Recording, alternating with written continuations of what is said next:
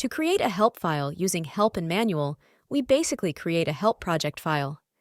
No matter what the project source file is, we can always generate various output formats from the single source of documentation.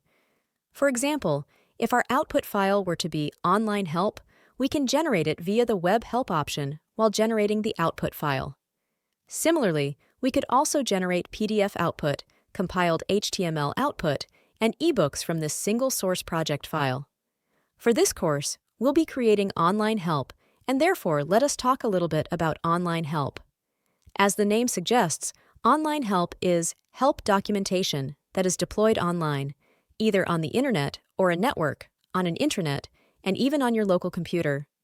Online help is also known as web help, and it also went by the name net help. Online help can be accessed via an internet browser. It comprises HTML files, video and audio files, and as far as web applications go, online help is the standard, but it can also be used for desktop applications. A good example would be Help and Manual's own online help documentation, and it is located at the web address mentioned in the description below. The advantage of online help is that it is available 24 hours, 7 days a week, 365 days a year, and it is available to anyone who can access the internet or the network.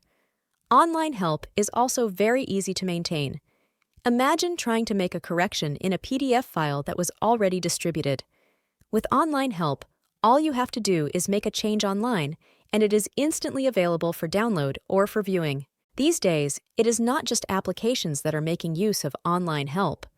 Companies are putting their policies and procedures online.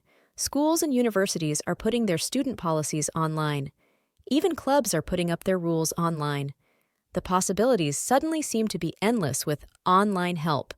Now, if you haven't installed the free trial version of Help and Manual, now will be the best time because in our next video, we'll be using this trial software.